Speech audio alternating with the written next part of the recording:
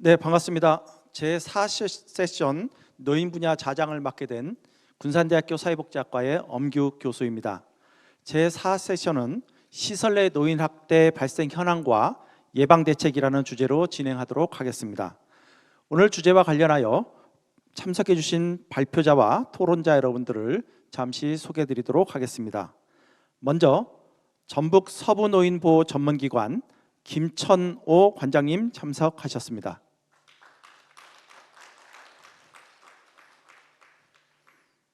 다음으로는 전북 노인복지시설협회 정태원 수석 부회장님 참석하셨습니다.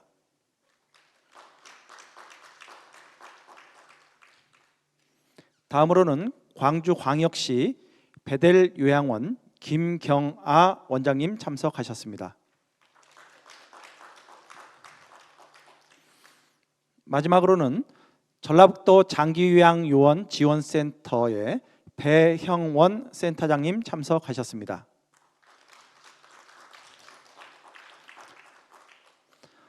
이번 회의 진행 방식에 대해서 간단하게 말씀드리도록 하겠습니다. 먼저 주제와 관련하여 방금 소개해드린 네 분의 발표와 종합 토론을 듣는 시간을 갖도록 하겠습니다. 그 이후에 방청객 및 유튜브 실시간 댓글로 제시된 의견에 대해서 함께 고민하고 답변하는 시간을 갖도록 하겠습니다. 발표하시는 분들을 위해서 정면에 모니터가 준비되어져 있습니다. 모니터를 참고하시며 컨트롤러로 조정하시면 되겠습니다. 또한 유튜브 방송으로 수어 통역과 자막 화면이 동시에 제공되어지고 있고, 유튜브로 참여하시는 분들께서는 궁금하신 사안이나 좋은 의견이 있으시면 댓글창에 의견을 남겨주시기 바랍니다. 댓글 인증 이벤트에서 참여하신 분들에게 모바일 음료 쿠폰을 제공해 드리도록 하겠습니다. 먼저 전북 서부노인보호 전문기관 김천호 관장님께서 시설학대 현황과 예방을 위한 제언이라는 주제로 발표해 주시겠습니다. 약 20분 정도 진행하도록 하겠습니다. 네, 안녕하십니까. 반갑습니다. 전북 서부노인보호 전문기관 김천호입니다. 먼저 발제에 앞서서 오늘 인권 옹호자 포럼을 개최해 주신 전라북도에 깊은 감사의 말씀을 드립니다. 시설학대 현황과 예방을 위한 제언에 대해서 말씀을 드릴 건데요. 국외 시설학대 관련 제도 중심으로 발표를 하도록 하겠습니다. 먼저 이제 목차는 이제 우리 사회 노인 인권과 인구 사회학적 의미에 대해서, 그러니까 인구 사회학적인 관점에 대해서 좀 살펴보고요. 현재 전라북도 시설학대 현황과 국외 노인 시설학대 관련 제도 및 정책, 그리고 이제 결론에 대해서 좀 말씀을 드리도록 하겠습니다. 우리 여기 오늘 시청하신 분들 다 아시죠? 지금 2017년도에 우리나라는 고령사회에 이미 진입을 했고, 원래는 2026년에 고령사회로 진입할 거라고 예측을 했는데요. 1년 좀 빨리 당겨졌습니다. 그래서 우리나라는 초고령사회로 2025년대에 진입할 예정입니다. 이제 주요 국가별 인구 고령화 속도를 보면은 유럽 같은 경우는 고령화 속도가 굉장히 완만하죠. 완만한데 일본은 좀 가파릅니다. 한 36년 정도 걸리고, 우리나라는 고령화에 진입을 한 2000년도에 했는데 초고령 사회로 진입한 게 2026년 정도 돼서 약 한 26년에 걸쳐서 굉장히 가파르게 고령화로 치닫고 있다, 이렇게 보시면 될 것 같은데요. 오른쪽에 보시게 되면은요, 노란색 점선으로 되어 있습니다. 여기는 이제 전 세계적으로 고령화 추이를 이제 보고 있는데, 그 위에 이제 굉장히 가파르게 된 게 보라색으로 되어 있는 부분이 우리나라입니다. 그래서 지금 현재 2022년도에는 고령 인구 분포가 17.5%인데요. 이 상태를 그냥 가만히 놔두게 되게 되면은 2070년도, 그러니까 약 5년 후에는요 46.4% 정도 된다는 것이죠. 이게 밖에 거리에 보면은 2명 중 1명이 이제 노인이 되는 그런 시대로 치닫을 수 있다라는 것입니다. 자, 그러면 이제 전라북도는 어떠냐? 전라북도는 사실은 2021년까지만 해도요, 전라북도는 그래도 4개 정도의 자치단체가 조금 살아남았습니다.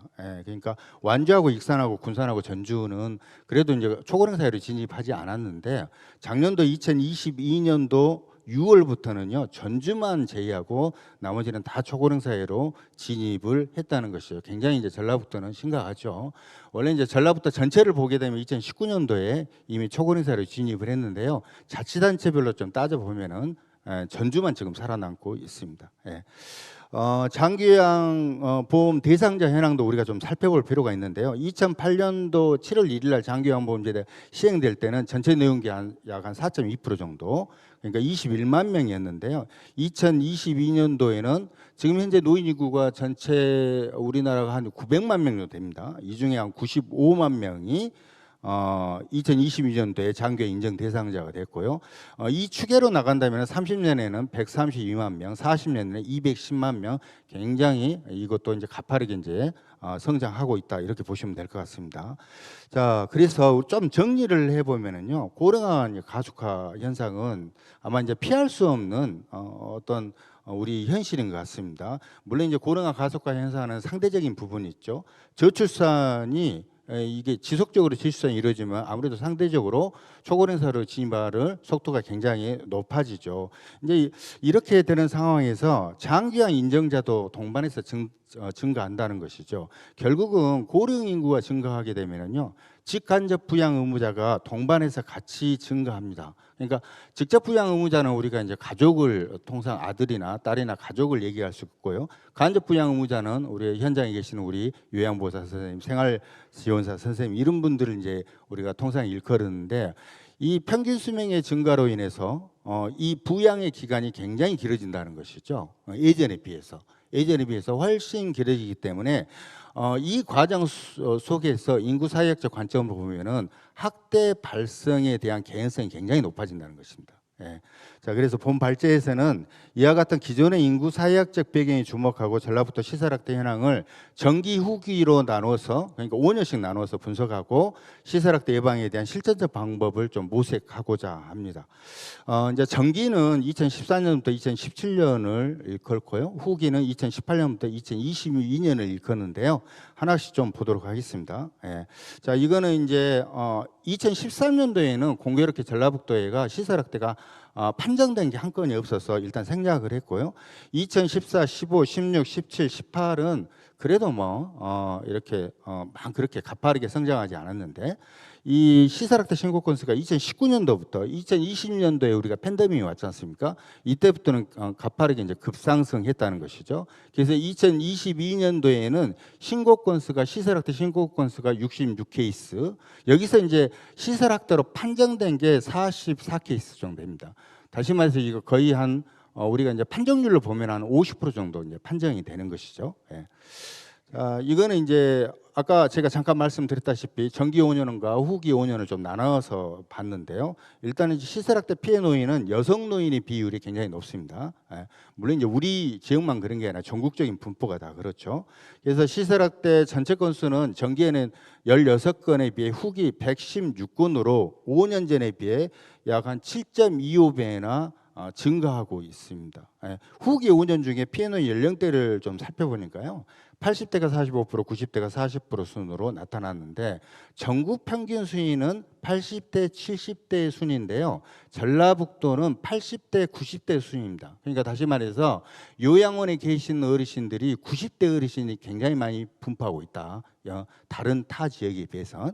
이렇게 이해를 하시면 될 것 같습니다.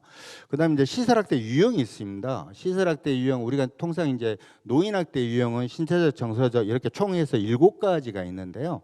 그 중에서 이제 자기방임의 유기는 시설에서 일어날 수가 없죠. 나머지 이제 신체적, 정서적, 성적, 경제적 방임이 있는데, 이제 학대 유형적 전기에는 신체적 학대 비율이 굉장히 높았어요. 근데 후기에 보니까요, 신체적 학대 비율보다는 방임의 비율이 상대적으로 굉장히 높았다는 것이죠. 전국 평균도 사실은 지금 현재 방임의 비율이 높습니다. 그래서 이제 전북의 방임 학대는 전기 8건에서 후기 118건으로 약 14.75배, 약 15배 정도 증가했어요. 이건 이제 엄청난 수치죠, 사실은. 그래서 이제 오른쪽에 보시면은 뭐 220 케이스 이렇게 참고로 나와 있는데요. 이거는 이제 뭐냐면 중복 학대를 이끌습니다. 중복 학대로 이해하시면 되겠습니다. 자, 그다음에 이제 시설 학대 발생 빈도는 제가 좀 잠깐 넘어가고요. 지속 기간 잠깐 보겠습니다. 지속 기간. 자, 시설학대 학대 피해 노인의 학대 지속 기간을 보면 전국 평균은 1개월 이상에서 1년 미만이 238건으로 가장 높은데요. 전북은 후기에 이게 이제 일회성이 제일 높습니다. 예, 전북은 지속 기간을 보면 그래서 전북의 경우 학대 지속 기간이 1개월 이상 1년 미만이 후기에 이제 30건으로 2순위라는 것은 다시 말해서 지속 기간이 전북도 어느 정도 존재한다는 거죠. 일회성 이외에 그래서 이거는 이제 시설에 대한 개방성을 일정 부분 수반하는 어떤 개입이 좀 요구된다라고 이제 판단이 되어집니다. 예. 그다음에 이제 시설의 이제 치매 정도 잠깐 보겠습니다. 뭐 다른 어떤 병증은 좀 제외하고요. 통상 이제 시설에 보면은 한 70% 이상은 다 이제 치매 어르신들이 대부분 이제 분포하는데 전라북도도 대동소이합니다. 그래서 치매 노인 중 피해 노인 중 치매 노인이 전기에는 16명에서 후기에는 101명으로 한 6.3배 정도 증가했습니다. 그래서 시설학대 피해 노인의 치매 비중이 높다는 것은 종사자의 치매에 대한 이해가 부족할 수 있을 수 있습니다. 또 치매에 대한 이해가 있더라도 어떤 순간적인 어떤 분노 조절 실패로 가해지는 것일 수도 있어 보입니다. 그래서 뭐 치매에 대한 교육뿐만 아니라 영양 강화 또 스트레스 관리가 굉장히 중요하겠다라고 여겨집니다. 자, 그다음에 이제 학대 행위자가 좀 궁금하죠. 도대체 누가 학대를 가하느냐? 이렇게 보면은 지금 연령별로 보게 되면 이제 50대가 전라북도는 이제 제일 많은데 이제 참고로 이제 다른 지역에서 이제 특이한 만상은 70대 이상이 약 한 36% 정도 돼요. 그러니까 이제 요양원에서 서비스를 제공하시는 서비스 제공자도 고령화되고 있다. 이렇게 보시면 될 것 같습니다. 자, 그래서 이제 이걸 근거로 해서요. 과연 그렇다면은 국외 노인 시설, 그러니까 외국의 노인 시설 학대 관련 제도 및 정책은 어떻게 이루어지는지 간략하게 좀 알아보도록 하겠습니다. 일본 같은 경우는 일본 고령자 학대 방지법이 별도로 있습니다. 우리나라는 이제 노인복지법 안에 한 조항으로 해서 노인 학대가 이제 별도로 안에 들어가 있는데 일본은 이제 별도로 떨어져서 나와서 이렇게 법이 제정이 되어 있는데요. 이 고령자 학대 방지의 목적은 고령자의 존엄을 유지하기 위해 고령자에 대한 학대 방지를 추진하고 또 보호자, 양호자, 양호시설 종사자의 지원을 추진하고 궁극적으로 고령자의 권익 옹호에 이바지 하는 것 이렇게 이제 명시를 해놨는데요. 여기 보시면 이제 우리가 이제 생소한 단어들이 있습니다. 양호자 또 양호시설 종사자 이렇게 돼 있는데 우리로 치면 이제 학대 행위자로 보시면 될 것 같아요. 그러니까 여러분 이제 법률적으로 이제 가해자라고 우리가 하지 않습니까? 근데 이제 우리 노인 보호 영역에서는 학대 행위자라는 말을 일컬어요. 개념적으로 보시면 학대 행위자는 클라이언트로 보시면 돼요. 클라이언트로. 그러니까 직접 서비스 대상자로 보는 것이죠. 그래서 이제 일본도 양호자, 양호시설 종사자인데 양호자는 뭐냐면은 학대 행위자인데요. 가정학대를 일컫는 학대 행위자고요. 양호시설 종사자는 시설에 계시는 요양보호사 선생님 중에 학대 행위자를 양호시설 종사자라고 일컫는다는 거예요. 다시 말해서 이게 법률적으로 구분을 지어놔서 법률적으로 구분을 지어놨다는 건 다시 말해서 어떤 지원 정책을 하겠다는 것입니다. 그래서 우리하고는 좀 차이가 확연히 좀 차이가 나는 부분들이죠. 자, 그래서 이제 뭐 일본 고령자 학대 방지법에 보면은 시정촌의 역할을 그 핵심으로 보는데요. 우리나라는 이제 노인 보호 전문기관인데 일본은 이제 시정촌이라는 것은 우리나라로 치면은 시군구를 얘기합니다. 이렇게 해서 시군구의 역할을 굉장히 중요시 생각을 하고 있다. 그래서 피해 고령자의 신속하고 적절한 보호도 하고 적절한 양호자, 양호시설 종사자에 대한 지용이라는 게 명시가 돼 있지 않습니까? 그래서 시정촌이 일차적으로 책임적 역할을 수행하도록 규정하고 있다. 그래서 우리나라하고는 조금 제도적으로 좀 편차가 있는 부분들이 있습니다. 자, 그래서 그 일본은 좀 이제 크게 보면은 우리나라 같은 경우는 노인보호 전문기관이 지금 2023년 기준으로 전국 총 한 38개소를 운영을 하고 있는데 일본은 이제 시정촌에서 5,041곳이나 돼요. 굉장히 촘촘하게 서비스를 제공하는 거죠. 그러니까 피해 어르신한테도 제공하고 피해 노인한테도 제공한다. 좀 이게 확연히 차이가 나는 부분들이죠. 그래서 이제 학대 행위자 유형의 개념이 아까도 제가 잠깐 말씀드렸습니다만은 학대 행위자 유형에 따른 개념을 법률적으로 구분을 해놨다는 것이죠. 이런 어떤 합의된 개념적 정의는요. 대응 전략을 마련하는 어떤 기초적 개입이라든지 또 사례 판정 및 처벌에 영향을 미칠 것으로 저는 보입니다. 예. 자, 그래서 이제 학대 행위자에 대한 법률적 조치는 이제 우리나라도 학대 예방 또는 재발 방지를 위해서 학대 행위자에 대한 지원과 서비스에 관심을 기울일 필요가 있다라고 여겨지고요. 학대 행위자의 개인적 성격, 서비스에 대한 스트레스 등이 학대 요인을 작용하기 때문에 이러한 문제의 감소를 위해서 학대 행위자에 대한 서비스가 우리나라도 이제 제공할 때가 오지 않았느냐, 예, 이렇게 보고 있고요. 학대 발생 원인에 따라 학대 행위자에 대한 개입 방법을 굉장히 다양할 필요가 있다. 그냥 일괄적으로 행정처분하고 어찌됐든 법률적으로 죄를 물을 것이 아니라 이제 그거 하게 되면 이제 한도 끝도 없는 부분들이고요. 그래서 복지적인 관점에서 접근할 필요가 있다라는 생각이 들었습니다. 예. 자. 이게 좀 잘 안 넘어가네. 자, 그다음에 이제 미국의 노인 시설 학대 예방. 미국 같은 경우는요, 이제 여러 법률에서 노인 학대를 다루고 있습니다. 이제 물론 이제 장점이 있고 단점이 있겠죠. 장점 같은 경우는 여러 법률에서 다루기 때문에 국민적 관심이 많다. 이런 측면으로 보면 될 것 같고요. 예, 단점은 뭐냐면은 이게 이제 어떤 게 상위법이냐, 또 혼선이 있을 수가 있겠죠. 어찌됐든 일본과 미국은 각자의 독립된 법이 존재하는 반면에 우리나라는 노인복지 만해가 별도의 조항으로 조그맣게 있다. 이런 차이가 좀 있다는 것이죠. 자, 그래서 이제 미국은 이제 특별한 게 이제 일본에 비해서 장기 요양 ombudsman 제도를 실시를 하고 있습니다. 그러니까 이게 이제 그냥 프로그램을 하는 게 아니라요. 이 장기 요양 ombudsman에서 이제 예를 들어서 이제 양로인이나 요양원, 뭐 숙식 제공 시설, 뭐 노인 원어 생활 시설, 뭐 우리나라하고는 좀 개념이 다르겠습니다만은 어쨌든 여기에 ombudsman을 파견을 해서 실제 연방 정부로부터 노인 복지 보조금을 받아가지고 주법으로 ombudsman을 설치 운영하도록 이렇게 지정을 해놨어요. 예, 그래서 이거는 이제 노인 인권 보호 장치로서 강제력을 갖추고 있답니다. 우리나라는 이거하고 비슷한 게 노인 인권 일자리 대신해서 이따 나오겠습니다만은 우리나라가 좀 차이가 있죠. 그래서 이런 역할들이 있는데 어찌됐든 시설 거주자들과 그들의 가족을 도우며 스스로 본인의 목소리를 내기 어려운 사람들 위해서 그들의 의견을 대신 전달하는 역할을 하고 있다는 것입니다. 예. 그래서 장기요양 ombudsman 이게 참 안 넘어가네요. 예. 이제 활동은 뭐 이렇게 나와 있는 것처럼 보시면 되는데요. 정규직을 그러니까 이 ombudsman을 하는데요. 우리나라 이제 자원봉사 형태로 이루어지지만은 미국 같은 경우는 정규직을 채용을 해가지고요. 이 ombudsman 지원센터를 마련해서 적극적으로 도와주고 있다는 것입니다. 그래서 미국은 미국의 시설학대 대응을 위해서 법적 제도적 장치를 살펴본 결과 ombudsman 프로그램의 법적 제도화가 좀 필요하다.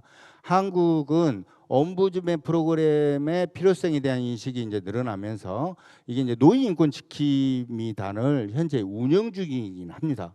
그런데 좀 실효성이 없죠. 실제 뭐 조사건이나 이분들이 시정 공고를 뭐 신정 공고에 대한 강제력이 있는 것도 아니고 시설에 대한 강제적인 방문이나 권한이 없다는 한계 때문에 사실상 이제 모니터링하는 수준에서 이제 끝나고 있는 것이죠. 그래서 이런 부분들에 대해서 어떤 법적인 제도가 조금 고려가 좀 필요하지 않나 이런 생각은 들어집니다. 그래서 지금 현재 우리나라는 노인 일자리 사업의 일환으로 지금 전체에 보면 한 20% 정도 지금 노인 일자리 사업으로 일환으로 이 ombudsman 제도를 시행하고 있는데 이건 굉장히 이제 미흡한 부분들이 있죠. 자, 이제 호주는 입소 자체부터 좀 다릅니다. 로우케어, 하이케어, 디멘티아 유니티 해가지고요.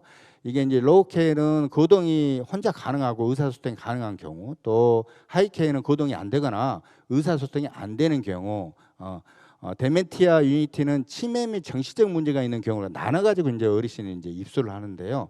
미국하고 조금 비슷한 부분이 있습니다. 이 ombudsman도 시행을 하고 또 이 퀸즐랜드의 경우에는 주말 및 공휴일에도 여기 직원들에 대해서요 50%에서 120%까지 추가 수당을 지급한다는 거예요.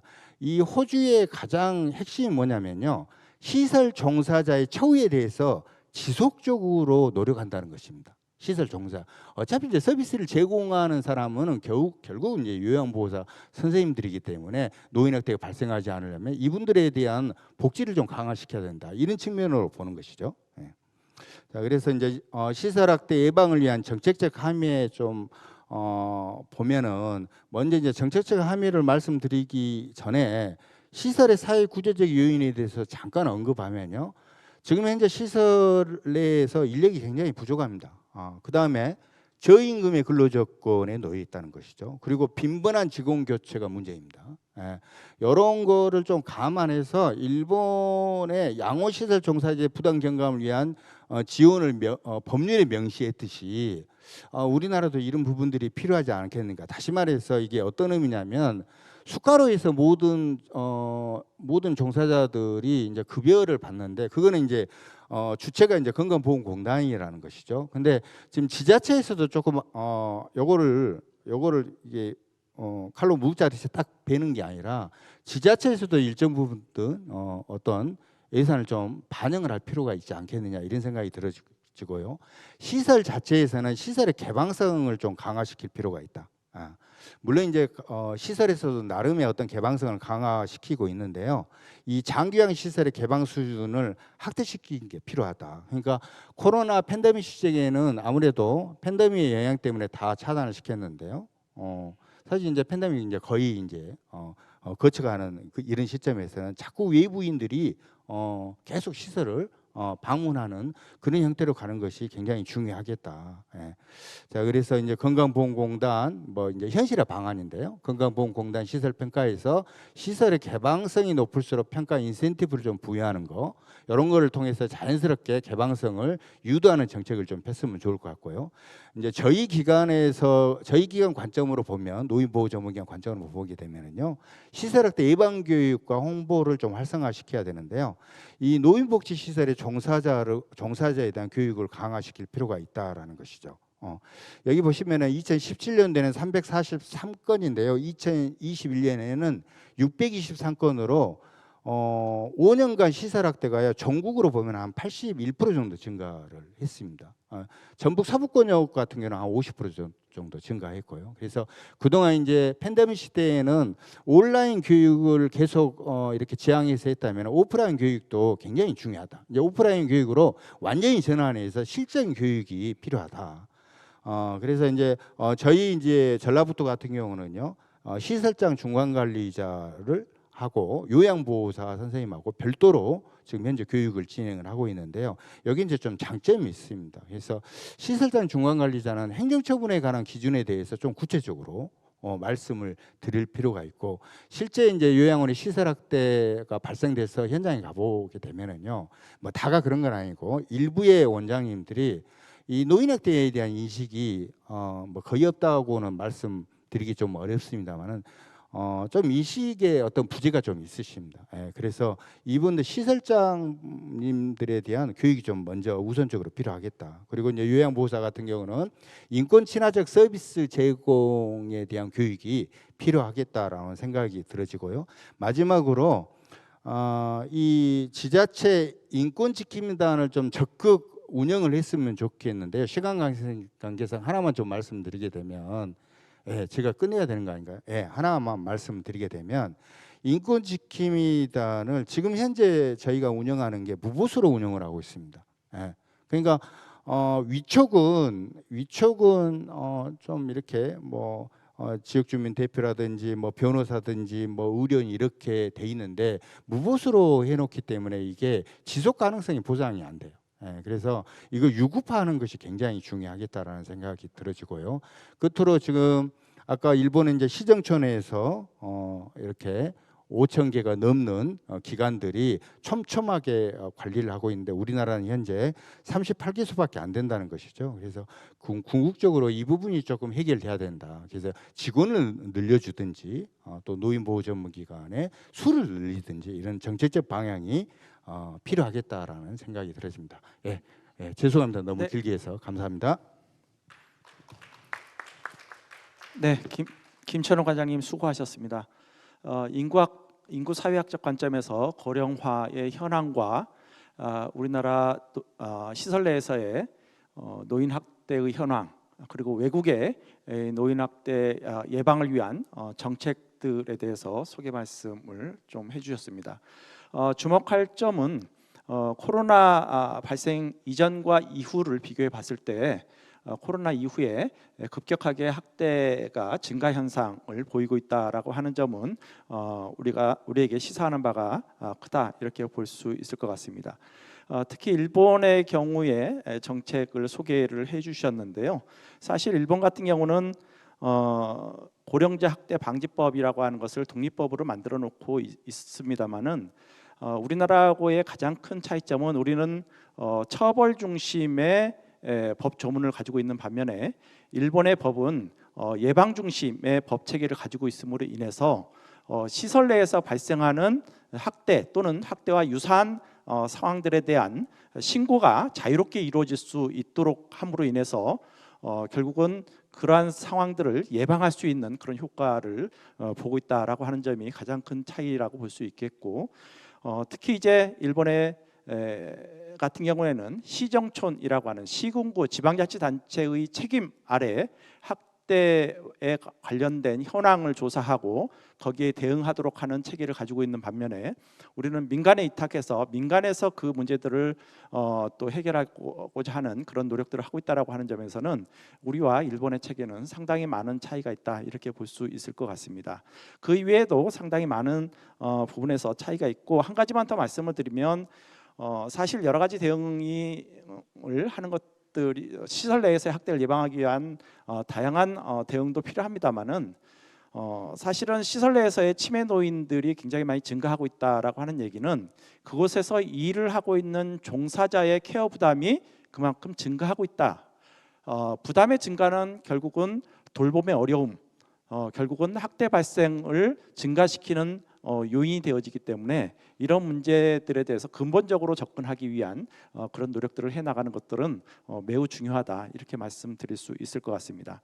다음은 전북노인복지시설협회 정태원 수석 부회장님께서 시설 내 인간 중심 돌봄과 문화 변화를 통한 인권 증진을 위한 제언이라고 하는 주제로 발표해 주시겠습니다.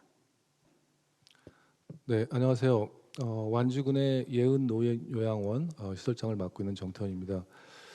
오늘 주제인 시설 학대 예방을 위해서 저는 결국 학대라는 것이 어르신들의 인권을 이제 침해하게 될 때 발생한다고 볼 때 어르신들의 인권을 증진시킬 수 있는 그런 돌봄을 소개해드리고자 합니다. 그래서 인간 중심 돌봄에 대한 돌봄 케어 방법을 개념을 소개하고요. 그리고 그러한 케어를 위해서 종사자들이 돌봄에 대한 문화 변화가 필요하다는 부분을 중심으로 말씀드리겠습니다. 아시는 바와 같이 이제 장기요양보험 제도가 2008년부터 시작이 돼서 짧은 시간 동안 많은 요양시설들이 이제 늘어났습니다. 그러다 보니까 시설들이 이제 대형화되고 하다 보니까 공급자 중심의 서비스 제공 환경으로 그에 따른 결과로 어르신들에 대한 서비스의 질에 대한 문제가 계속 나오고 있습니다. 특히 오늘 주제와 마찬가지로 노인 학대, 인권 침해뿐만 아니라 욕창, 낙상, 또 화재 사고 이런 것들이 보도가 되면서 생활시설에서의 어르신들의 삶의 질이 기대한 것보다 낮다는 것을 우리가 볼 수 있는데, 그러한 부분에 있어서 어르신들을 케어할 때 우리가 인간 중심 돌봄이 필요하다라는 필요성을 제기해 봅니다. 요양시설은 그 미국의 경우 1900년대 미국에서 그 병원 치료를 받지 못하는 노인들을 보호할 수 있는 대안 시설로 등장이 됐습니다. 그러다 보니까 요양 시설 자체가 구조가 병원과 같은 환경, 긴 복도와 다인실, 또 공급자 중심의 업무 효율성에 맞춰서 이렇게 물리적인 환경이 되다 보니까 어르신들이 어떤 거주의 개념보다는 환자로서 본인의 개별성을 보장받기 이제 어려운 그런 상황으로 시작이 됐습니다. 그러다 보니까 노인 요양시설에 거주하는 노인들이 외부와 교류가 단절되고 그로 인해서 생기는 외로움, 또 자신의 일상생활을 본인이 스스로 의사결정을 하지 못하고 수행할 수 없다는 그런 것으로 느끼는 무기력, 그리고 자신의 가치를 두고 활동하지 못하는 데서 오는 지루함, 이런 것들이 이제 노인분들이 느끼는 그런 대표적인 고통입니다. 그래서 이러한 그 병원에서부터 시작됐기 때문에 의료 모델의 형태이다 보니까 케어와 치료 중심, 또 거주 노인이 시설과 직원의 일정에 맞춰서 짜여진 스케줄에 따라서 생활할 수밖에 없는, 또 어르신들이 직접 의사결정하는 것보다는 거주 노인을 대신한 의사결정, 또 어르신들을 그 질환 유형으로 노인을 분류하는 그런 형태로 돼 있는 부분이 좀 문제가 있습니다.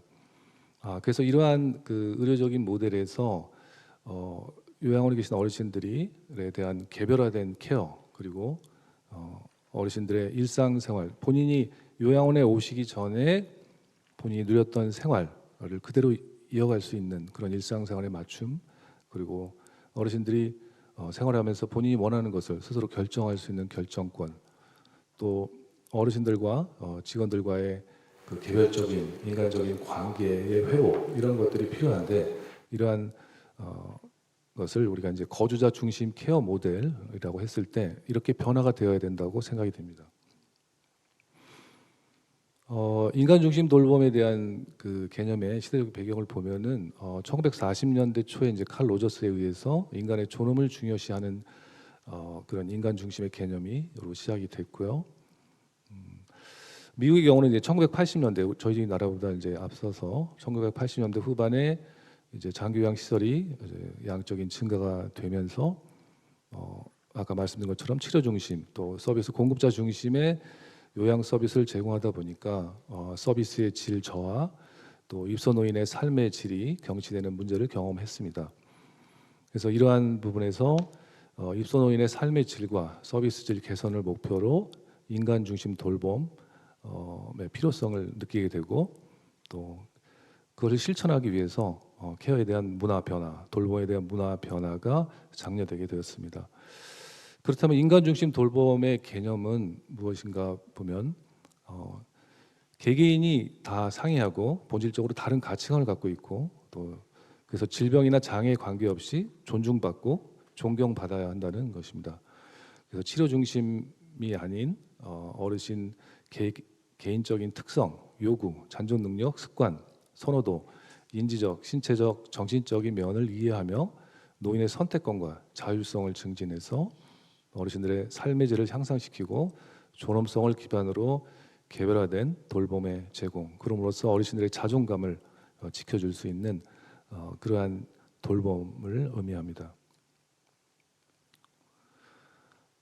인간 중심 돌봄의 구성 요소는 앞서 말씀드린 것처럼 거주 노인의 개인적인 특성을 이해하고 노인의 선택권, 자율성을 확대하고 노인을 위한 돌봄의 질을 향상하고, 또 거주 노인과 직원과의 어떤 업무적인 관계가 아니라 친밀한 관계를 형성해서 또 어르신들이 요양원이 집을 떠났지만 집과 같은 그런 편안한 지지적인 환경을 계속적으로 제공받게 하는 것이 중요한 요소가 되겠습니다.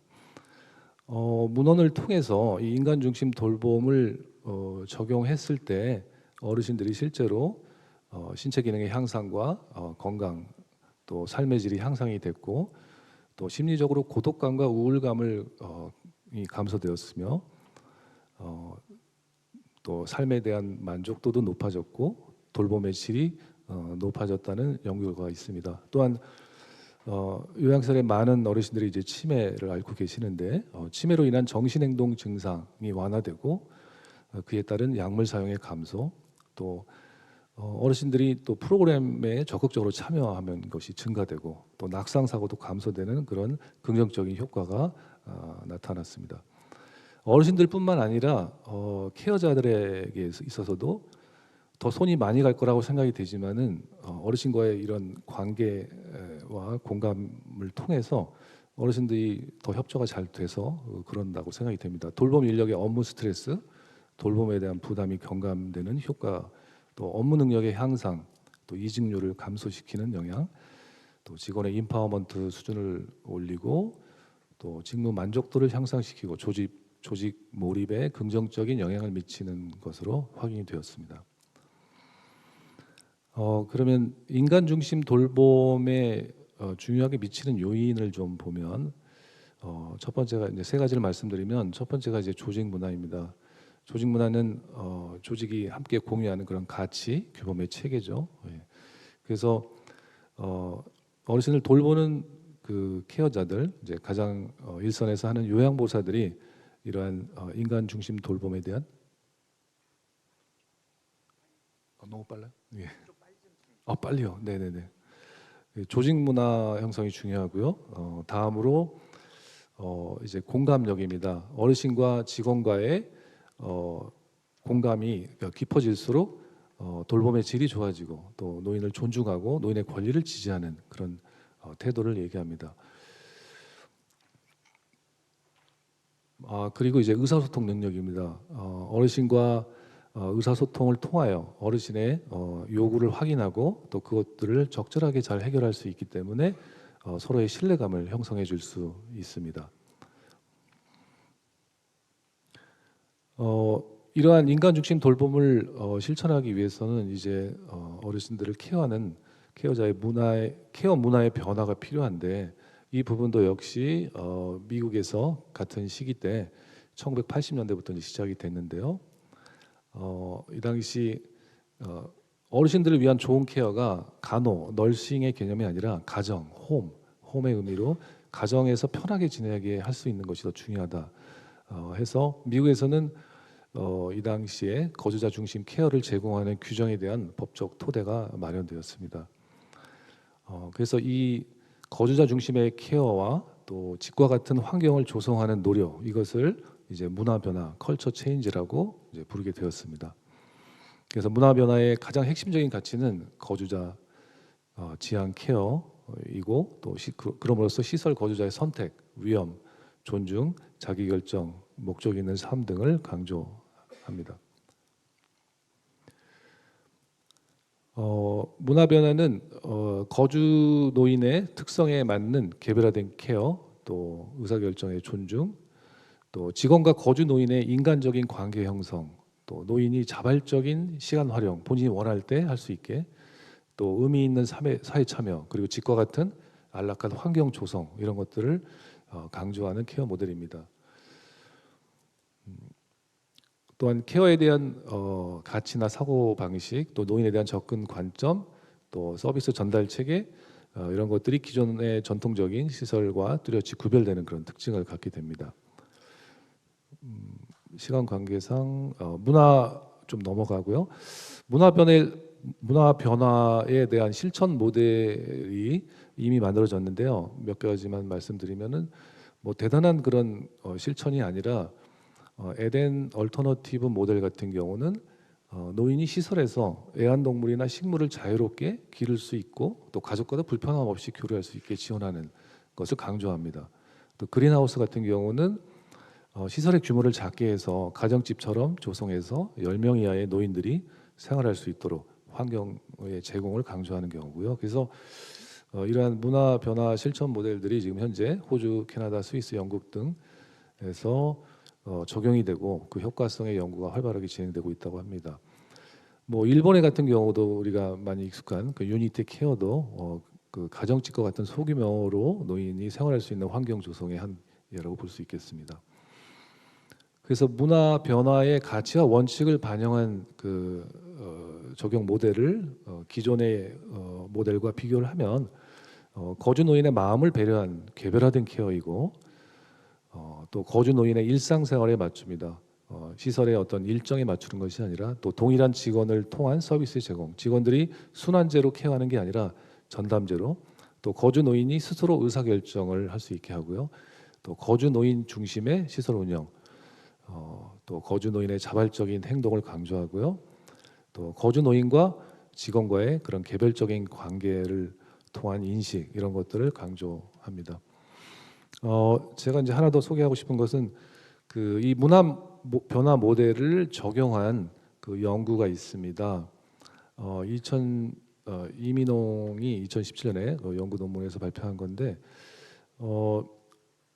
그 노인 요양시설 4개를 선정해서 시설별로 6인에서 10인 정도 그 종사자들이 참여해서 총 12회기의 프로그램을 구성을 했습니다. 그래서 8개월 동안 그 프로그램을 참여하게 하고, 그 12회기 프로그램을 통해서 문화 변화의 개념을 이해하고, 또 그 실제로 이제 우리 시설에서 어떻게 적용할 것인가에 대한 실행서를 작성해서 그것을 실제로 1년 동안 실행하고 그 어르신들의 만족도에 대한 조사를 했습니다. 그랬더니 참여했던 어르신 149명을 대상으로 설문조사를 했는데 어르신들의 답변이 주관적으로 인식하는 삶의 질, 또 인간 중심 환경이 긍정적으로 증가했고, 또 우울감 감소가 되는 그런 결과를 확인했습니다. 그 12회기로 시행됐던 문화변화 역량 강화 프로그램 구성은 이와 같습니다. 그래서 프로그램 참여 동기화, 그리고 본인 스스로부터 돌봄이 필요하다는 걸 느끼게 하고, 문화 변화에 대한 개념을 이해하게 하고, 역사, 실천 모델에 대한 소개, 그리고 이제 8회차기부터는 문화 변화를 그럼 우리 시설에서 어떻게 적용할 것인가에 대한 아이디어 브레인스토밍을 시작해서 이제 마지막 회기 때 그 우리 시설에서는 이러이러한 걸 실천해 보겠다라고 이제 문화 변화의 실행서를 작성합니다. 지금 이 4개 시설이 A, B, C, D 4개 시설로 되고요. 그 5개 차원의 적용을 하는데, 그 첫 번째가 예를 들면 거주자 중심 케어 방안. 거주자 중심의 케어를 위해서 우리가 어떤 식으로 문화 변화를 적용할 것인가. A 시설 같은 경우는 어르신들에게 개별 공간을 드릴 수 있는 것을 하고, 또 개별 목욕 실시. B 시설 같은 경우는 우리가 보통 요양원에서는 이제 정해진 시간대 어르신들이 그 스케줄에 맞춰 목욕을 하시는데, 목욕 방법과 횟수를 선택하고, 또 어르신들이 개별적으로 시장 나들이를 갈 수 있게 하고, 또 기호도에 맞는 간식을 제공하고, 어르신 방에 개인 조명을 해드리고, 또 D 시설 같은 경우는 거주자 중심 케어 방안으로서 어르신들이 선호하는 식사를 선택할 수 있게 2개의 선택식을 선택할 수 있게 하고요. 목욕 횟수, 방법, 시간을 거주자 스스로 결정할 수 있게 적용을 했습니다. 그리고 두 번째, 다 보지는 않겠지만 하나 더 보면, 직원 거주자의 관계 개선 방안으로는 A 시설은 어르신과 직원과 1:1 담당제를 운영해서 관계를 강화하고요. 어르신과 자주 스킨십을 하고, 또 B 시설 같은 경우는 직원과 어르신들 가족 맺기를 하고요. 또 C 시설은 출근할 때마다 저희들도 충분히 할 수 있는 적이지만 어르신들과 손잡고 인사하고, 허그데이, D 시설 같은 경우 허그데이를 지정해서 이렇게 안아드리면서 인사 나누는 것. 대단한 것들은 아니지만 이 작은 실천들이 어르신들에게 조금 더 가정과 같고, 어르신들이와 마음을 공감할 수 있는 그러한 케어 방법의 적용이라고 보여집니다.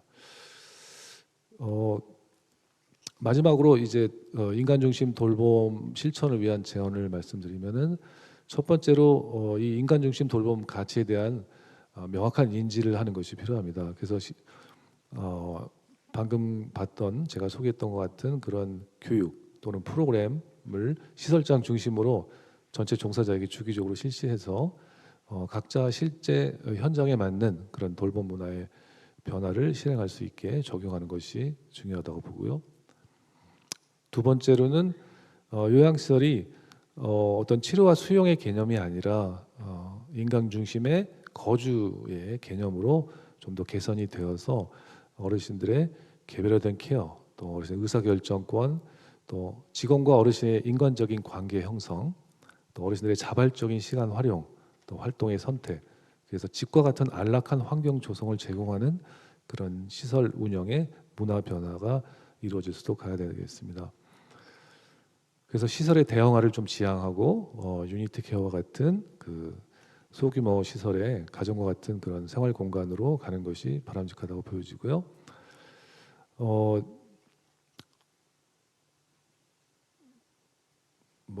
이 부분은 좀 비슷한 부분이니까 넘어가고요. 그 다음에 요양보호사의 처우 개선이 이제 필요합니다. 아까 앞서서도 말씀을 하신 것 같은데요, 발제자님이 지금 대부분 그 요양보호사들이 연령대가 높아져서 50대 후반, 60대 연령층, 저희 같은 경우도 70대 넘으신 분도 최근에 채용이 됐는데 그게 이제 요양보호사 구하기가 어렵고 야간 근무에 대한 업무 부담, 또 저임금 그러다 보니까 그 어떤 많은 시설들이 요양보호사를 못 구해서 입소 예정 어르신을 받지 못하는 그런 상황들이 벌어지고 있습니다. 또 하나는 많은 어르신들이 이제 치매를 갖고 계시기 때문에 치매 어르신들의 그 정신행동 증상에 대한 이해가 굉장히 중요하다고 봅니다. 이런 문제 행동에 대한 적절한 대처와 케어가 필수적이기 때문에 시설 요양보호사나 기타 종사들이 치매 전문 교육을 지금은 뭐 의무적으로 받는 경우는 아니기 때문에 이걸 좀 의무화해서 치매에 대한 이해를 통해서 인권 침해나 노인 학대를 예방할 수 있게 가는 것이 인간 중심 돌봄 실천의 원활한 수행을 위해서 필요하다고 보여지고요. 그리고 요양보호사 양성 과정에서도 그 시험에 이러한 인간 중심 돌봄 또 문화 변화에 대한 내용들을 담아서 또 보수 교육이라든가 직무 교육 계속적으로 이러한 교육을 통해서 케어자들이 어르신의 인권을 존중하면서 할 수 있도록 가는 것이 좀 필요하고요. 또 장교양 평가도 역시 공단에서 하고 있는 그런 평가에서도 평가 지표에도 좀 반영을 하는 것이 좀 필요하다고 보여지고 미국과 같이 이런 거주자 중심의 그 돌봄이 어떤 선택이 아니라 법적으로 반드시 해야 되는 그런 제도적으로 그런 것들이 마련이 돼야 되는 것도 필요하다고 보여집니다. 그리고 지금 직원들에 대한 아까 얘기한 것 같고요. 그 다음에 유니티 케어를 장려하기 위해서 소규모 시설로 어르신들에게 가정과 같은 환경을 제공하기 위해서는 그 유니티 케어가 좀 필요한데 이러한 것을 위해서 리모델링 하는데 국가에서 지원을 좀 하는 것이 필요하고 유니티 케어를 하고 있는 시설들이 보면은 요양보호사의 원활한 근무 교대가 안 돼서 이러한 인력에 대한 가상금 지원이 필요하다고 보여집니다. 네, 좀 시간을 오버해서 죄송합니다. 네, 이상입니다. 네, 정태원 수석 부회장님 수고하셨습니다. 정태원 수석 부회장님께서는 시설의 역사 그리고 시설이 가지고 있는 특징에 대해서 설명을 해주시면서 인간 중심의 돌봄이 대비되는 개념으로서 어떠한 특징을 가져야 되는지에 대해서 미국의 이론과 현황을 설명을 해주셨습니다. 그리고 우리의 대안에 대해서도 좀 말씀을 해주셨는데요. 저는 개인적으로 인권이라고 하는 것은 개개인의 욕구를 반영한 대응을 하는 것이다라고 생각을 합니다. 결국 시설이라고 하는 것은 집단에 대한 서비스의 제공이라고 하는 것 때문에 어떤 효율성이라든지 획일화가 이루어질 수밖에 없는 그런 환경이라고 볼 수 있겠죠. 이런 환경을 개개인의 욕구를 중심으로 해서 대응할 수 있는 그런 체계를 만들어 나가는 것들이 매우 중요하다고 볼 수 있겠는데요. 여기에서 저는 이제 우리가 가지고 있는 인식 체계를 좀 바꾸는 것들이 굉장히 필요하다. 즉 다시 말씀드리면 우리는 가정과 시설을 구분하고 가정에서는 이래야 되고 시설에서는 이래야 되고라고 하는 개념으로 구분을 하고 있다라고 하는 것이죠. 인간이 살아가고 있는 환경이라고 하는 것이 시설 따로 가정 따로가 저는 존재해서는 안 된다라고 생각을 합니다. 따라서 시설이라고 하는 곳에서의 개개인의 욕구, 또 일상생활의 보장이 이루어지는 그런 체계를 만들어 나가는 것들이 중요하다고 볼 수 있겠고, 특히 우리나라 같은 경우는 시설에서 얼마나 많은 프로그램들을 운영하느냐를 가지고 그 시설을 잘 운영하느냐 안 하는가를 평가하는 지렛대로 삼고 있는 측면들이 있는데요. 여러분들 요즘 가정에서 자녀들의 방을 놓고 안 하고 들어가면 어떻게 되죠? 자녀들 방에 들어가서 야 우리 함께 뭘 하자라고 하면 아이들의 반응이 어떻죠? 그거를 생각해 보시면 됩니다. 그러니까 개개인의 어떤 선택권이라고 하는 것이 잘 보장되어 줄 수 있는 그런 환경이 굉장히 중요하다, 이렇게 볼 수 있을 것 같습니다. 그것이 어르신이기 때문에 전 다르지 않다라고 하는 것이죠. 다음은 광주광역시 배델요양원의 김경아 원장님께서 노인의료복지시설 학대 판정 및 행정처분 체계의 개선 방향에 대해서 발표해 주시겠습니다. 네, 방금 소개받은 김경아입니다. 뜻깊은 자리에 먼저 토론자로 불러주셔서 감사합니다. 앞서 두 분 선생님의 발제 내용을 들으면서 노인 학대 문제의 다양한 영역에 대해서 한 번 더 깊이 이해하게 되는 좋은 기회가 되었습니다. 그동안 노인 시설 학대 문제에 대해서 대응해온 제도나 정책을 살펴보면 주로 다분히 규제에 무게를 두었던 것 같습니다. 그렇기 때문에 현행 규제 체계가 합리적으로 구축되어서 작동되는지 살펴보는 것은 노인시설 학대 문제를 논하는 데 있어서 꼭 거쳐야 할 중요한 작업인 것 같습니다. 오늘 저의 토론은 두 분의 발제를 보충하는 입장에서 시설 학대 판정 및 또 행정처분 체계에 대해서 말씀드리려고 합니다. 네. 그동안 노인시설 학대에 대한 규제는 계속 강화가 되어 왔고요. 그 강화된 만큼 기대는 높았지만 실제 효과적인 것 같지는 않습니다. 오히려 민간을 가리지 않고 일선 현장에서는 학대 판정과 또 행정 처분이 지나치다는 인식이 많았던 것 같습니다. 감사원 보고서인데요. 2019년 감사원에서는 노인시설 학대에 대한 특정 감사를 실시한 바가 있습니다. 이때 시민단체인 참여연대가 공익감사를 청구했는데 그 청구한 이유는 노인보호 전문기관이 노인 학대로 판정했어요. 근데 그 판정한 장기 요양기관에 대해서 시군구의 행정처분이 너무 미온적이라는 것이었습니다. 근데 실제 감사원에서 감사해서 그 결과를 들여다보니까 시군구가 장기요양보험법에 따라서 처분한 경우에 시군구가 행정소송 패소율이 64%에 달할 정도로 현행 규제 체계에 문제가 있었고, 또한 이런 문제를 복지부는 이미 인지하고 있었지만 2017년까지 개선하겠다고 했던 발표 내용은 감사일 현재까지도 이행하지 않은 것에 그 원인이 있다고 밝히고 있습니다. 감사원 특정 감사의 구체적 내용을 좀 살펴보도록 하겠습니다. 아마 많이 보셨던 도표일 건데요. 먼저 학대 사례 판정, 그리고 행정처분, 그리고 행정불복으로 이어지는 주요 절차 내용입니다. 노인보호 전문기관에서는 조사와 판정을 통해서 응급, 비응급, 잠재, 일반 사례로 구분하고요. 이 중에서 응급과 비응급 사례를 시군구에 학대로 통보하고 있습니다. 이때 시군구에서는 행정처분과 함께 보건복지부에 통보해서 사후 관리를 하고 있지요. 그리고 이러한 처분에 대해서 노인복지시설이 불복할 경우 종래에는 행정소송까지 제기하게 됩니다. 보시는 표는 감사원에서 행정처분한 내용들을 분석한 내용인데요. 일선 시군구에서는 실제 노인 장기 요양보험법에 따라서 업무 정지나 지정 취소를 하기보다는 사회복지사업법을 적용해서 상대적으로 조금 가벼운 개선 명령이나 시설장 교체 처분 또는 처분하지 않은 것이 전체 사례의 70%에 달하고 있습니다. 그리고 실제 사회복지사업법을 적용한 사례는 매년 증가하고 있는 것으로 나타났습니다. 그렇다면 왜 시군구는 사회복지사업법을 적용하고 있는가라고 그들의 의견을 물어봤더니 이렇게 얘기를 합니다.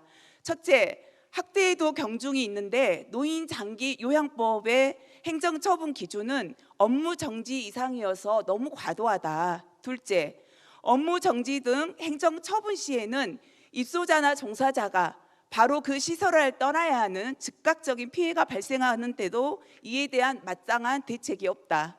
셋째, 종사자 개인의 일탈인 경우에도 곧바로 시설 제재를 가하는 것은 지나치다. 이런 의견이었습니다. 실제 앞서 말씀드린 것처럼 시설이 행정처분을 받아서 소송까지 간 경우 시군구의 패소율은 64%에 달하는 것으로 나타났습니다. 이러한 높은 패소율은 앞서 시군구에서 주요 의견으로 주었던 그 적극적 행정처분을 기피하는 그 이유에 대해서 굉장히 높은 타당성이 있다는 점을 뒷받침하고 있다고 볼 수 있습니다. 이러한 결과를 바탕으로 해서요, 감사원은 보건복지부 장관에게 이렇게 조치하라는 내용을 시달했습니다. 이 중 가장 중요하고 기초가 되고 있는 것은 시군구가 왜 사회복지사업법을 적용하는가, 노인 장기 요양법을 적용하지 않는가, 그 원인을 정확히 파악하는 일이었습니다. 감사원의 그 조치 사항을 시달받고 보건복지부는요, 두 가지 조치를 했는데, 첫째는 시행 규칙을 개정해서 업무 정지에 해당하는 행정처분의 일부 감경 기준을 마련했고요. 두 번째, 올해부터 지금 시행되는 사업 안내를 개정해서 노인 학대 발생 시 노인 장기 요양법을 우선 적용하도록 했습니다. 그러나 이는 그 문제의 본질을 해결하지 못한 미봉책으로 보입니다. 여전히 노인 학대 판정 및 행정처분의 기준은 과도하고요. 노인 학대 판정과 또 행정처분 사이에 체계적 정합성과 균형성을 맞추려는 노력 또한 전혀 없었습니다. 그럼 먼저 학대 판정 체계의 문제점과 또 그 원인, 그리고 개선 방향에 대해서 좀 살펴보도록 하겠습니다. 왜 민간 현장은 학대 판정이 불합리하다고 인식하는가? 물론 여러 원인이 있겠죠. 구조적 문제로서 저는 학대 판정과 그로 인한 향후에 처벌 사이에서 부정합, 불균형이 발생하고 있기 때문이라고 생각을 합니다. 장소별 학대 판정 2021년도에 나온 보고서 내용인데요. 가정을 보면 정서적 학대가 가장 많이 발생하고요. 그 다음으로 신체적 학대가 많이 발생하고 있습니다. 실제로 학대는 대부분 부정적인 언어나 또 태도에서 비롯되기 때문에 정서적 학대가 많이 나타나기 마련입니다. 근데 시설을 보면은요, 굉장히 다릅니다. 정서적 학대는 상대적으로 적은데요, 반면 다수의 다른 학대가 발생하고 있습니다. 시설은 주로 정말 나이 많은 여성이 일하는 그런 공간입니다.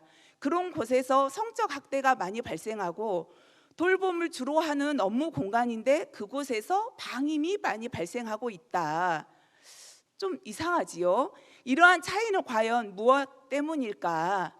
거기에 대해서 보건사회연구원에서 관련 연구를 한 적이 있습니다. 보건사회연구원의 생활시설 학대 판정 지표의 문제점을 보면 세 가지를 들고 있습니다. 첫째, 법률적 근거가 부재하다. 둘째, 판정 지표의 타당성에 문제가 있다.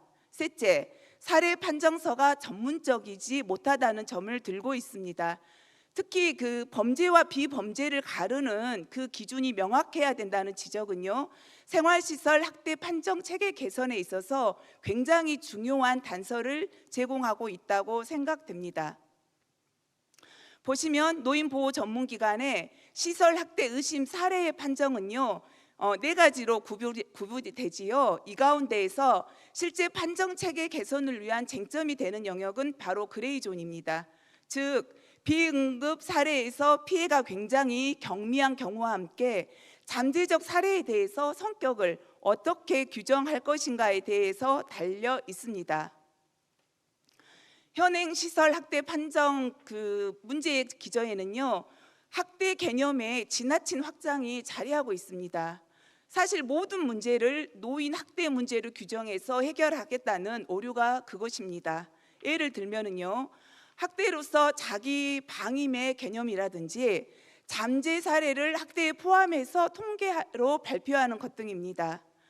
노인 학대의 정의와 또 그 범주를 반드시 합리적으로 재구조화해야 합니다.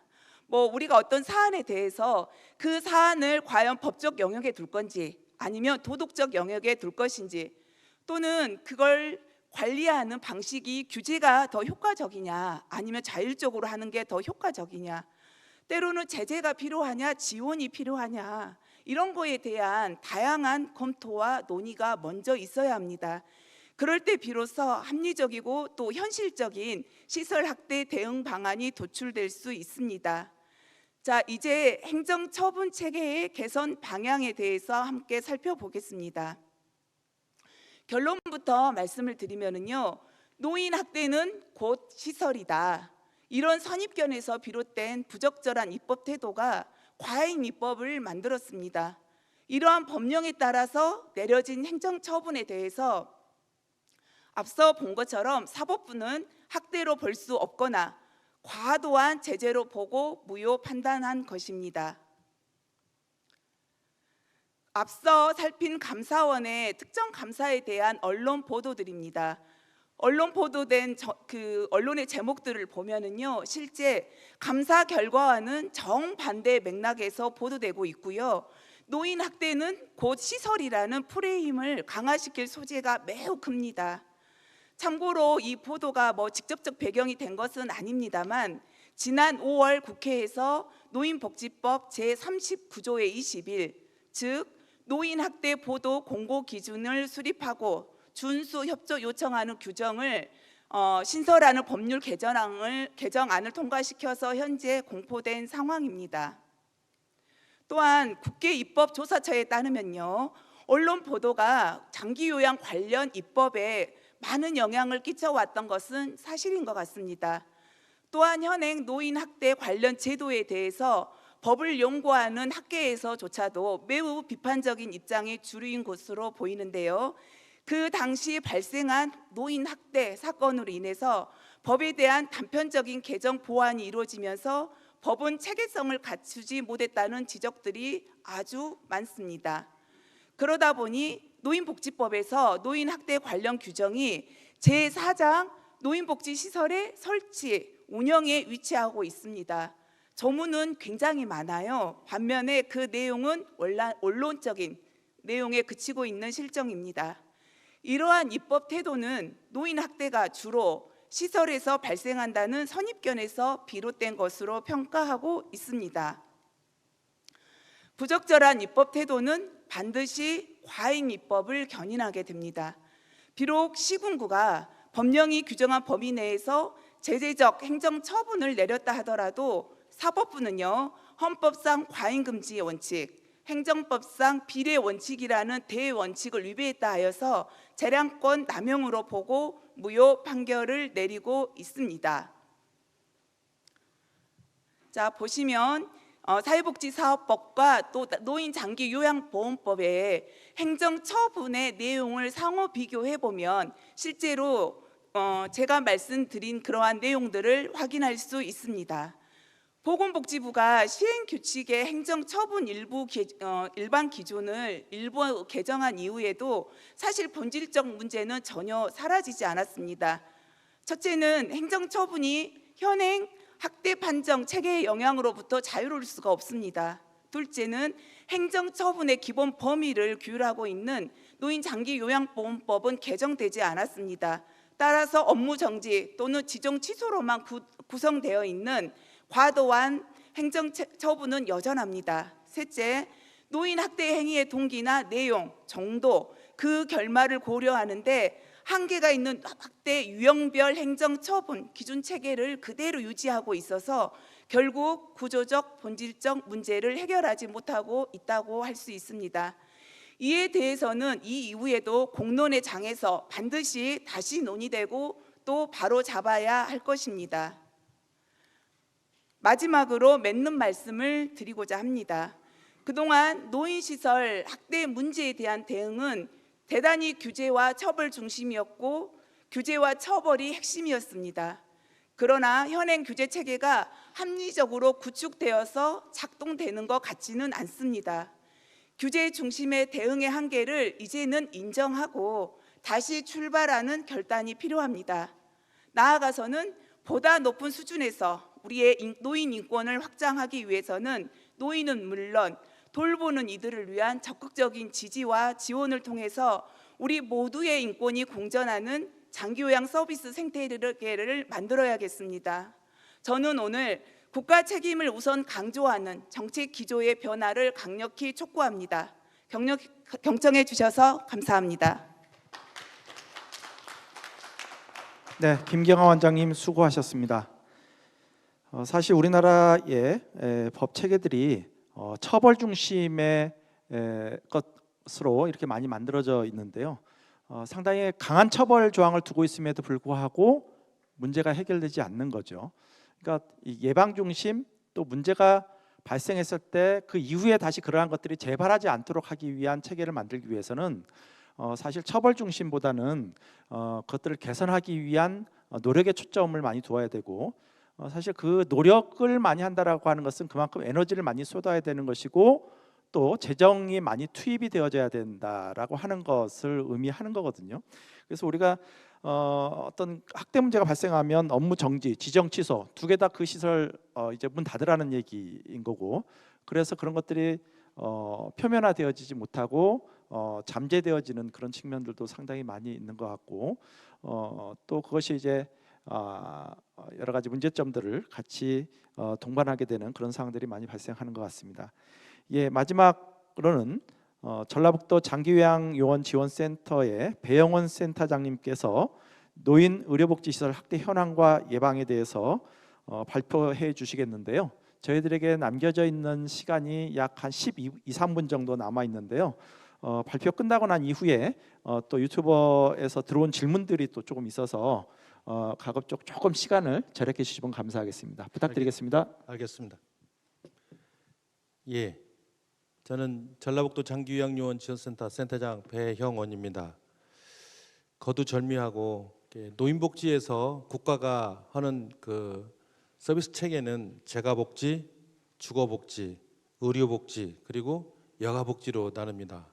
그런데 정부가 장기요양보험제도를 실시하면서 주거복지와 재가복지는 거의 다 없어져 버렸습니다. 그리고 시설 전환을 해버렸습니다. 이런 것들은 정부의 역할이 많이 줄었고 건강보험공단으로 굉장히 집중화돼 버렸다, 이렇게 볼 수가 있습니다. 여기에는 기록되지 않았지만 2000년대를 정점으로 해서 2000년 이전 세대와 2000년 이후 세대, 또는 IMF 이전 세대와 이후 세대, 2008년 장기요양 제도 이전 세대와 이후 세대, 이런 식으로 특히 노인복지와 관련된 복지의 큰 전환점이 된 여러 사건들과 관계되어 있죠. 이 사고 변화는 사회적 쇼크와 사고 변화의 계기를 가져오게 되고, 이게 결과론적으로 만들어지는 것보다는 사실은 예상하고 만들었어야 되는데, 우리나라의 경우에는 예상을 했지만 정부가 방치했다는 그렇게 어떤 그 뭐랄까 비아냥을 들을 수밖에 없었고, 그 결과 노무현 정부에서 이게 시급하다라고는 정부의 그 인수 과정에서 만들어진 게 노인 수발보험 제도를 해야 된다 해서 최종적으로 만들어진 게 노인 장기요양보호법이 아닌가 이렇게 생각이 됩니다. 세 가지로 보면 장기요양 제도 도입과 자리매김, 그리고 문제점, 장기요양 제도에서 야기되는 일들, 결론 및 제언으로 말씀드리겠습니다.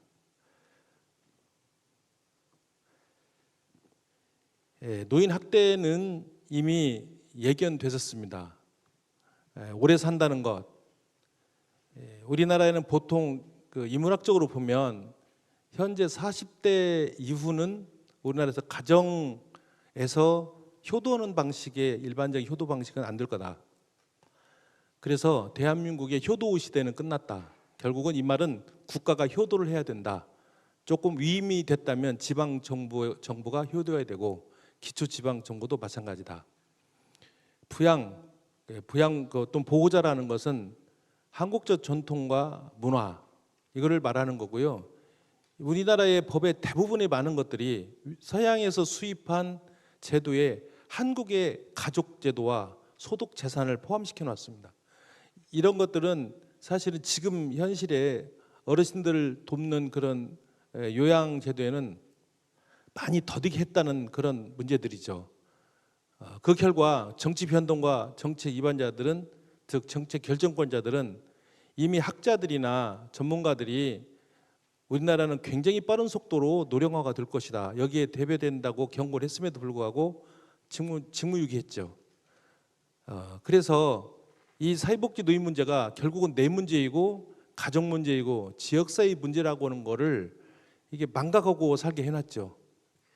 그리고 어르신들도 마찬가지지만 가장 중요한 것은 내가 살던 곳에서 내 평생을 살고 내가 마치는 삶을 살아야 된다. 이게 기존의 어르신들이 가지고 온 세계인데 바뀌었습니다.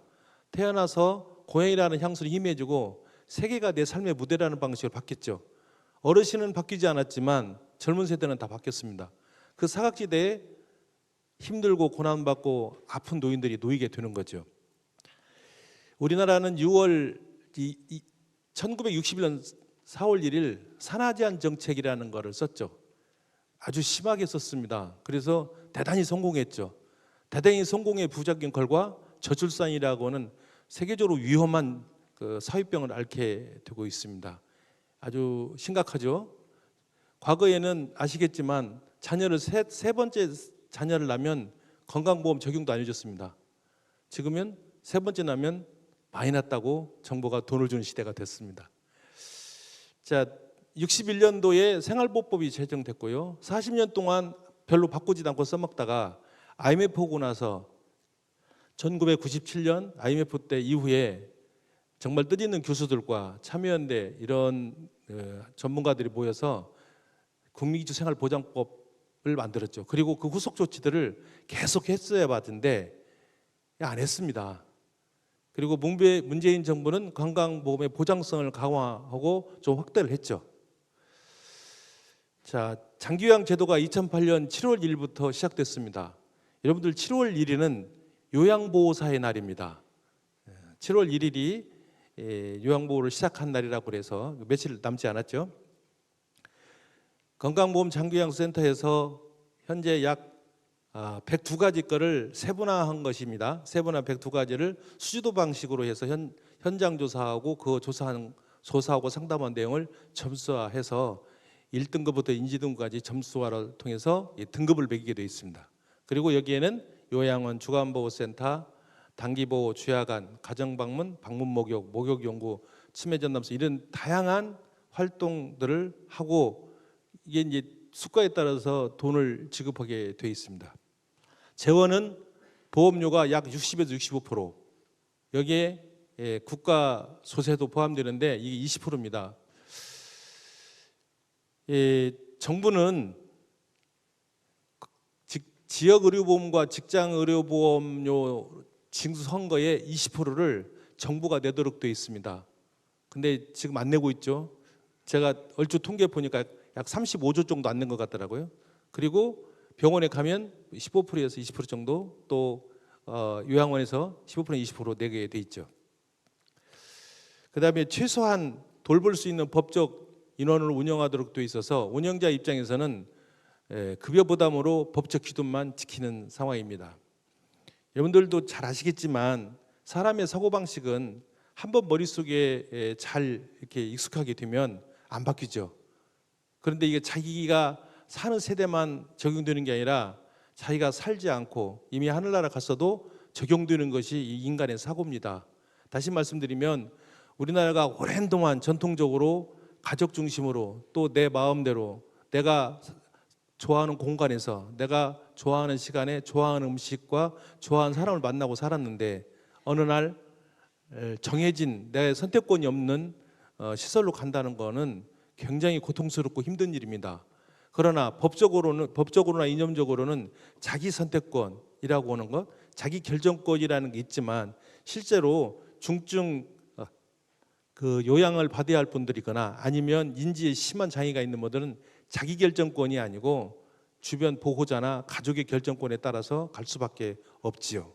이런 문제들 때문에 사실은 이름의 이런 학대 이런 문제가 발생되지 않는가 싶습니다.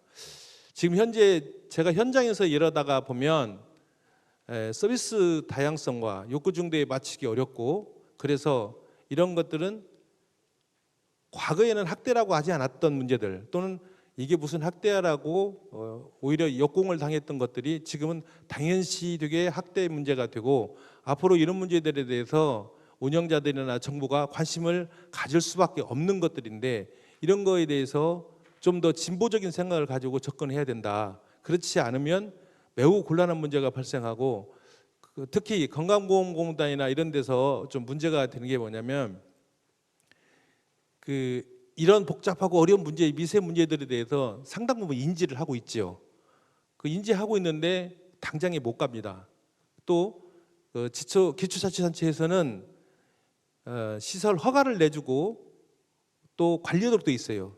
그런데 실제로 제가 현장에서 보면 일선 읍면동에 또는 뭐 시군구에 도에서 거의 못 나가 봅니다.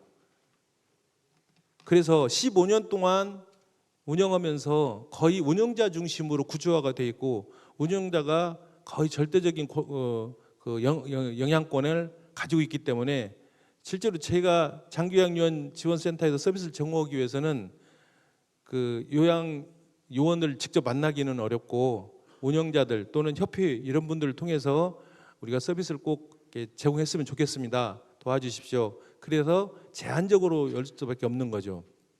그 중요한 요인 중에 하나가 개인정보를 취득하기 어렵게 되어 있습니다. 다시 말하면 도에서도 저희들한테 개인정보 못 주고, 시설에도 저희한테 못 줍니다. 그러니까 일일이 만나서 설득하고 이해시키고 요양요원들한테 서비스를 제공받게 하고, 그리고 거기에 대해서 개인정보를 조금 사용해도 되겠습니까 해서 허락받아 쓸 수밖에 없는 거지요.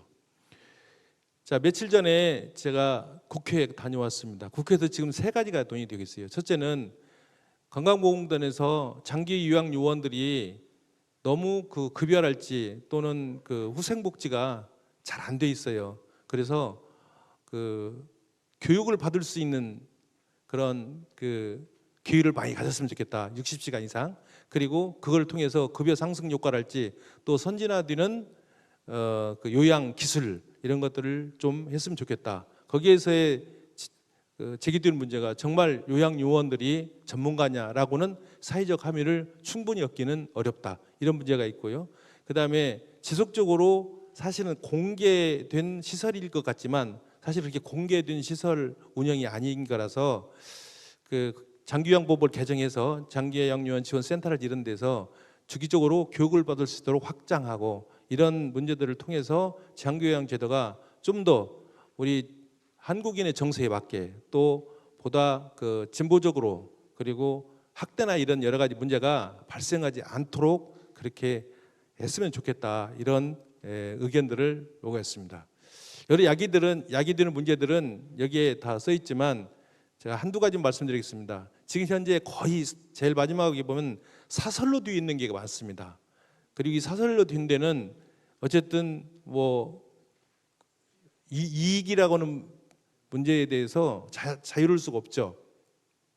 그래서 이런 문제들을 국가가 조금 법인화를 유도하는 방식으로 해서 일부 시설 지원이랄지 또는 좀 요구하는 지원들을 좀 해서 법인화하는 방향으로 가는 게 어떨까 이렇게 생각하고요.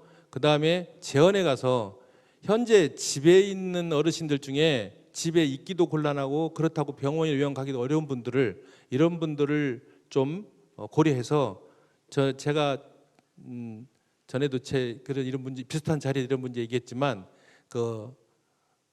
뭐라고 그럴까요? 경로당 있죠. 경로당을 대경로당 개념으로 좀 바꿔서 인근에 있는 경로당 한 서너 개를 합쳐서 거기에 바로 집에 있기도 곤란하고 그렇다고 병원이나 이런 데 가기도 곤란한 분들을 모셔서 노노케어랄지 자원봉사자들 이런 분들이 오셔서 거기에서 낮 동안 돌봐드리면 좋겠다. 근데 이거는 이미 유럽이나 이런 데서 시행하고 있는 거라서 그런 걸 모델로 해서, 물론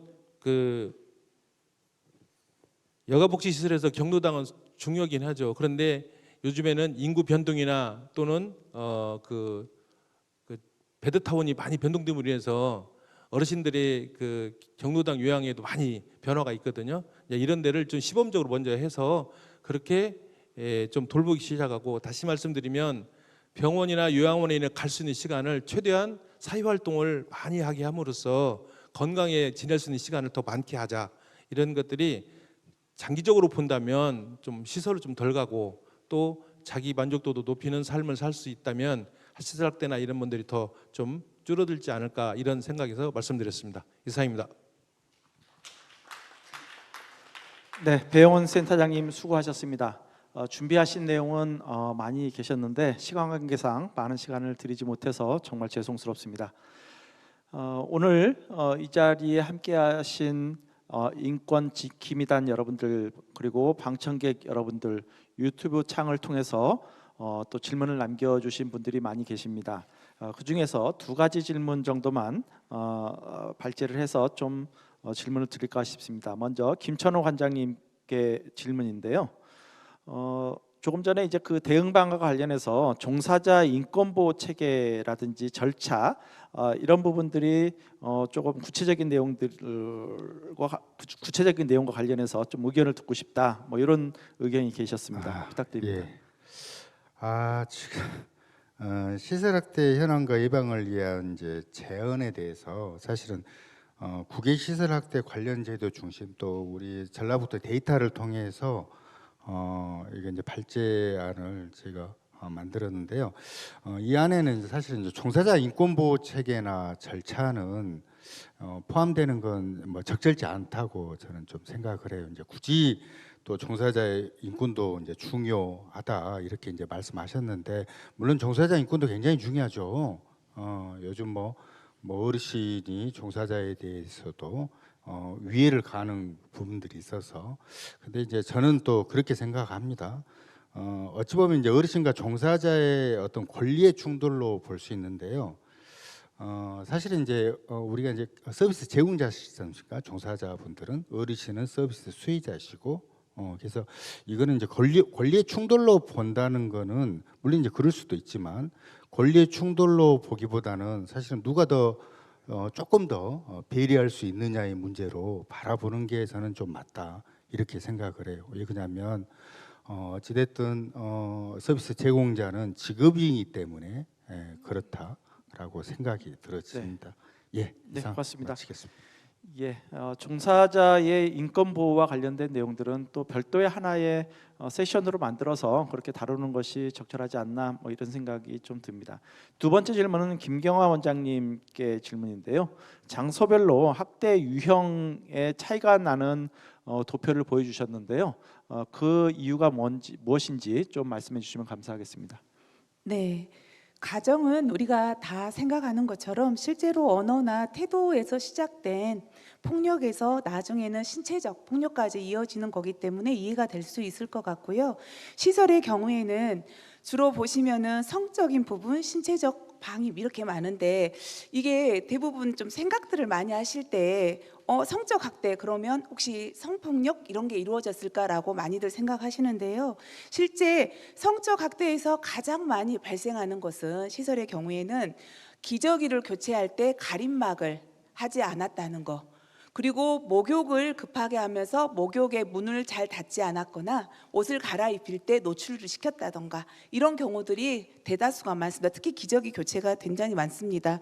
근데 이런 경우에는 물론 그 요양보호사의 기본 개인적 자질에서 오는 문제이기도 하지만요, 실제로 가림막을 치는 과정들이 있습니다. 근데 예를 들어서 어르신 한 분의 기저귀를 교체하고 있는데 옆에 또 다른 사고가 있었거나 또 다른 어떤 사안이 발생하며 뛰어가기도 하고 달려가기도 합니다. 그러는 과정에서 놓치는 부분들도 있고요. 실제로 1:1 24시간 돌봄이 이루어지면 문제가 발생하지 않습니다.